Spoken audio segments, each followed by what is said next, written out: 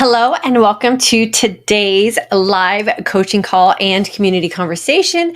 Today, we're going to be talking about fasting and why it is no one wants to fast with us and how frustrating that can be, and why that may be a problem that some of us are facing. So, we're going to talk about that today. This is also a great opportunity for you to get some live coaching and engage in our community conversation. So I ask that you please use the comment section while we are either here live, or you can also use the comment section if you're catching this on the rebroadcast. I always circle back around and make sure I get all of your questions and comments answered. And I always appreciate you guys being an interactive part of our community here. So please take advantage of our time together. If you're new, I'd like to take a second to introduce myself. My name is DYANN. I am the creator of the online course and community, the Intermittent Fasting for Today's Aging Woman. Here we talk about all things for us as aging women. Most importantly, we talk about how to incorporate intermittent fasting as a lifestyle. So if you haven't done so yet, please take a second to hit that subscribe button. Also, please make sure if you're joining us on YouTube, you hit that little bell notification.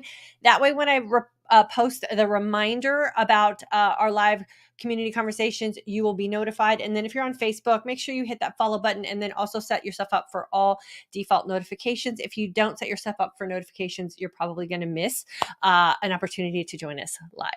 Okay, so let's get started on today's conversation. So this came up because of a comment that came up in our current intermittent fasting course, one of our students, and they were frustrated because their husband wasn't jumping on board with them or with fasting. And this is very, very common with a lot of our spouses or girlfriends or whoever it is that we're spending the most time with. And so I want to create a little scenario for us to think through to help us understand why this might be.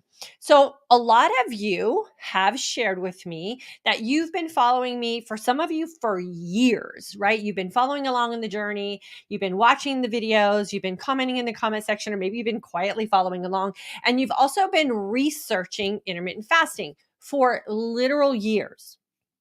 Then something happens where it clicks for you and you decide to go all in, right? Whether you're going all in with just creating your own lifestyle, or you're going to jump in to class with us during a month, right? And you're excited and you've made that mindset shift and you're like, yes, this is my jam. I'm going to go all in. I'm going to make this work for me. I have everything that I need to ensure that I'm going to be successful with this, and it's your time. And then we become, because now we're convinced and we're super excited about it, or maybe you're getting some great results. And so you're just like screaming from the rooftops how great this lifestyle is. And then you want everyone else to buy in, right? But we haven't given the people that we expect to buy into this with us the same amount of time that we've allowed ourselves, right? And for some of you, it is years before you're convinced. So we have to give some time and grace for the people that we love to watch us model something that we're so excited about. The other thing I want you to consider, and you can raise your hand in the comment section. Just let me know if this is you. You could just type a yes in there. How many of you, us, myself included, have drug our significant others or the people that we love the most through some diet or nutritional change or something that we were once super excited about, and then we decided we didn't want to do it anymore? Right? So, or maybe we're the person who's responsible for, the nutrition in our home, or we're the person that goes grocery shopping, or we're the ones that prepare the food. And we decide we're going to do a complete overhaul of how we're eating, and we drag people along with us, whether they want to or not. And then we quit. Right? So there is a realistic and a very honest resistance that's built into the people that we love the most and the people that love us the most, because they've already been through this with us, right? Where we've been excited, we've made a change, and then we fall off. So the resistance is very appropriate, and we should grant them that. The best advice I can give you, if you are doing something new that you are really excited about and you're reaping all the amazing benefits of it, is model that lifestyle consistently over time and get people to the point where they're going to beg you for information about what you're doing because they see how healthy you look. They see how happy you are. They see how consistent you are. They see the ease of what you're doing. They see all the positive changes taking place in you, and they want a piece of the action. Get them to beg you for the information. Oftentimes, we become what we are having problems with ourselves, right? So, if you've ever been a victim, again, share with me in the comment section if you've ever been a victim of food bullying or social drinking bullying, right? Like where people don't understand why it is you're going to say no thank you to something, like no thank you to the cake at the party, or no thank you to the chips at the restaurant, or no thank you to the bread and butter, or no thank you to the second glass of wine, or maybe even the first glass of wine, because you have goals and you have things that you're trying to do for you and your future self, and they're not in on what it is you're trying to do. So you tend to get bullied or peer pressured into doing something that you don't want to do. And that resentment builds up in you, like you don't understand why people can't just let you be, right? Well, our loved ones have the same type of feelings, and we can become fasting bullies to a lot of people, like where we're pointing our finger at people and wondering why it is they don't just get what it is that we finally understand or what we're finally committing to, right? So we can become the food bullies too, but kind of in a reverse way. So be very aware of how it is you're showing up for the people that you love.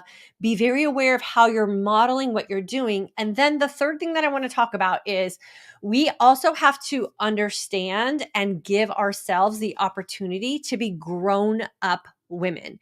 We can do things independent of other people.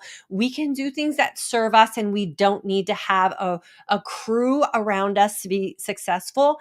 And oftentimes, what happens if we don't accept the fact that we can be grown up individual women making decisions for ourselves? We don't need permission from anybody else.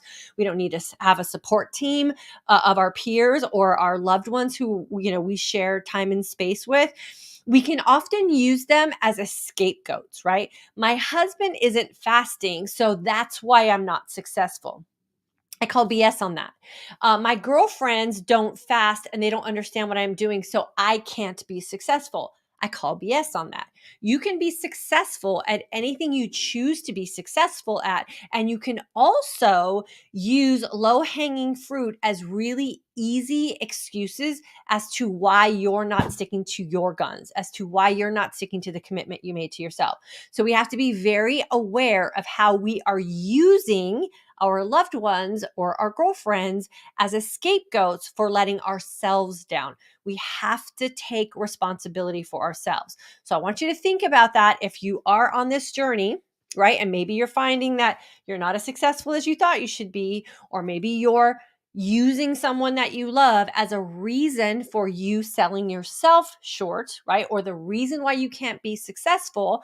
And then I always recommend that if you are really dedicated to this and you want intermittent fasting to be your lifestyle because you know it's what you need as a woman who is aging in today's world, you have to have conversations with the people that you love. And you have to say, please respect this lifestyle that I want to live because I want to be happy and healthy with myself as a woman transitioning into the second half of my life, right? Statistics show that we women are most likely going to outlive our husbands, right? And so we have to take care of ourselves because one, we're probably going to have to take care of an ailing husband. And two, who's going to take care of us when everybody else is gone? Like we have to be healthy and we have to be happy with the decisions we're making. And we want to make sure that we have the opportunity to age successfully. That means we are going to create an opportunity where we can show up in our lives mentally, physically, and emotionally in the most healthy state possible because we're doing the work today for that future self that we want to spend time with down the road, right? So if no one's wanting to fast with you, you have to come back to yourself. Why is it people are rejecting what I'm doing? One, you haven't given them the time to do their own research and buy into this for themselves. Two, maybe it's past experiences where you haven't modeled consistency over time. And why are we expecting them to completely overhaul their lives and what they're used to doing for a short-lived experience that we're going to get bored with or fall off of or find some excuse to stop doing for ourselves, right? And then the third thing is don't be a bully. Don't be a food bully. Don't be the person that's pointing that finger at someone that you love or someone that you like spending time with and having expectations of them that you might not be willing to do for yourself. So if you don't want to be bullied, don't be the bully. And I promise you, because this happens all the time. I know because I hear your stories, right? If you model this behavior, you model the beauty of it, you model the ease of it, you model the amazing benefits that come from it, people will run to you and want to know what you're doing. Then what you do is you easily guide them into this lifestyle and just model exactly what it is you're doing. And I promise you'll have all kinds of people around you wanting to live this lifestyle with you too. And then when that happens, it's pure magic, right? It's beautiful when you're family and you live the same type of lifestyle, but you do have to model it first for them and then don't bully them into something they don't want to do. Okay, so I hope that helps you guys. Do me a favor. Let me see you in the comments section. I love hearing from you guys. If you've experienced any of this, let me know. I'm here to help you think through it, right? Remember, the mindset aspect of this is really where you're going to find the most success because there are 101 ways to fast. There are so many options for us when we open up our feasting window to make nutritional choices. There are so many different ways to fit our fitness into this lifestyle for us. We really want to make sure that we're using the authentic nature of who we are as people in developing this lifestyle so it does stand the test of time for us. But the mindset and how we think about that and how we allow the thoughts in our own head to create the feelings that we have about something, which then lead to the decisions we're going to make, is where you're going to find the most success. So spend time on what it is your thoughts are going through so you can find success with this for sure. Okay, let me get into the comment section. I will answer any questions you guys might have. Yes, we do have a course starting on the 4th of June, which is next weekend. I want to share with you guys also really quickly some of the comments that came out of our course from the May students that are currently in there. So Tamara says, another great week of lessons. I'm building up my confidence in myself to listen to my body and know that I have the power to be healthy and energetic and can make the right food choices for me. So Tamara is thriving in our May course. And then Margaret also said 2 great weeks so far, Diane, using up 7 pounds of storage. So she's lost 7 pounds of things that were in storage on her body. Has been a big tick for me, but more important has been the mindset shift of from a diet framework to a lifestyle set. And that is exactly what we always preach here. The 20-hour fasting, 4 hours feasting has been much easier than I thought, which is always what our students say. And I've had a few days where the 20 hours turned into 18 because life happens. We give ourselves that grace. But then I have either shifted my feasting window or just got back to the regular 24 the next day. Best of all, I know that I can do this long term. So Margaret, again, is in our May class. She'll be graduating at the end of this week. And she is thriving with this lifestyle as well, which means if she can do it, then you can do it as well. You just got to give yourself some time to learn how to do this correctly. So Wendy, good afternoon, girlfriend. Tina, hello from South Dakota, November 2021 grad. Always love having you live with us, Tina. Jenny, I tell everyone about you, girlfriend. I appreciate you so much. Thank you so much for sharing the love. The more people we can have in this community, the more women that we can help reverse the signs and symptoms of aging, the happier and healthier we can be. I swear the world is just going to start to become a better place because we know that for a lot of us, women are the ones who are the decision makers, the move makers, and are really supporting so many families here. So yeah, we got to do all we can to keep us happy and healthy for sure. Sandy, January 2022 grad. I have learned to only answer questions about my eating lifestyle only if asked. Even then, it's simplified explanation unless they initiate further conversation. Yeah, for sure. Like, why is it that we feel like we have to tell people when we eat, right? Or why is it we have to feel like we have to tell people what we eat? It's really personal and it's really not anyone else's business. And if you do have a very active social life, what I always recommend is just being the one who recommends when you go out, like, go have late lunches with your girlfriends or go have early dinners with your girlfriends or, just with the people that you love. Maybe it's your spouse or significant other. You just sit down and explain to them why this is important to you, just like any other thing in life, right? And let them know why it is you are doing this, your personal why why is the most important thing. And if you explain to them why you're doing this, then they'll understand and know they should be able to give you the grace you need as well. Chris, I always do fasting alone. Yeah, there's nothing wrong with that. Like, my husband, when he used to work outside of the home, used to he started secretly fasting. Again, he was watching me and saw all the results that I was getting. He's like, why shouldn't I do this too? So he started fasting, and he did it secretly for a little while, and then shared with me like how easy it was at work for him to not have to, he didn't have to get up as early to have breakfast. He didn't have to get up as early to pack himself a lunch. And he got through his day beautifully with that energized sense of calm in his fasted state, and absolutely loved it. And now he's home, and he's doing his thing. My son fasts, which just basically means we don't run to breakfast. My daughter leaves the house and runs cross country in a fasted state. As a mother, I just stopped shoving food down my kids' throats. So it's not like they walk around saying that they are an intermittent fasting, in their lifestyle. It's just the lifestyle that we live, and we just don't make a big deal about it. It's just how we show up. And it's been really great to see them kind of benefit from it as well. Sandy, hello from the UK, girlfriend. It's so good to have you with us. Kay Jones, I had to let go of being concerned over my husband's plate in order to find success. Yes. And here's the deal. Like, our husbands need more than we do, right? They have different nutritional demands than we do. Their hormones are completely different than ours, especially as we transition through perimenopause and menopause and postmenopause.